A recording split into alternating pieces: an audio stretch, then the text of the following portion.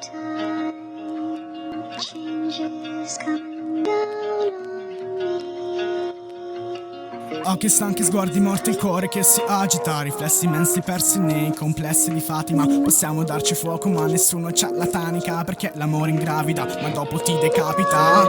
Buio pesto, 4 del mattino, Sorrel senza Giulietta, il giorno di San Valentino, senza un nesso logico, da solo in una coppia, fuori dalla realtà, tua vita stanno senza Isotta. Da solo nel mio parco, con poco ma con tanto, sognando sopra il palco la vita di qualcun altro, ma ancora pensando al tuo sguardo da incanto. Baby, il tuo sorriso da infarto. E coglione, non comprende la situazione, crede basta in 2 parole per conquistare l'amore, ma qua è la situazione che ti fotte più del solito. Quando ti ritrovi preda di un amore platonico, ma Romeo non è capace, Romeo non è perspicace, Romeo è troppo ignorante per capire ciò che le piace. Tra orgasmi, grida e baci rinchiusi in una stanza, Romeo vuole Giulietta ma Romeo non è abbastanza. Ho la paranoia dello scrittore addosso, un fantasma agghiacciante che non mi tolgo di torno. Ho paura di quel che sono, di quel che diventerò e di quel che farò.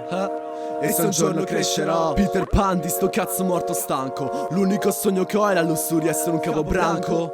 Non ti piaccio? Beh, nemmeno io mi piaccio. Sono un concentrato di problemi, freddo come il ghiaccio. Poi odio la domenica e la gente che parla, quindi evita che ogni parola presa con me è una perdita. Le poche volte che mi chiamavi non rispondevo. Sono egocentrico, fodo i drammi, speranze che mi bevo. Mi illudo mentre resto al buio, perché sta vita è un insieme di sogni con il lucchetto chiuso. Sono addirittura d'arrivo sopra questa nave che separa la vita sotto il lucchetto, pure perso la chiave, le scarpe rotte, le 1000 porte, un taglio sulla gola, tutte le sensazioni morte. Mentre solo il d'autunno colpisce il mio viso scomposto, riconosco in sbaglio una parte di me stesso che non conosco. Quelle poche volte che non mi dicevi come stavi, quelle poche volte che non mi dicevi dove andavi. Ero perso nel mio io dentro il paradiso, ed ogni sera andavo in para solamente per il tuo sorriso. Mi ricordi ho messo dentro una cassaforte che ho scordato, le tue bugie da gambe corte che mi hanno mutilato e strozzato, mi han portato in un inferno rigido e freddo come un inverno eterno.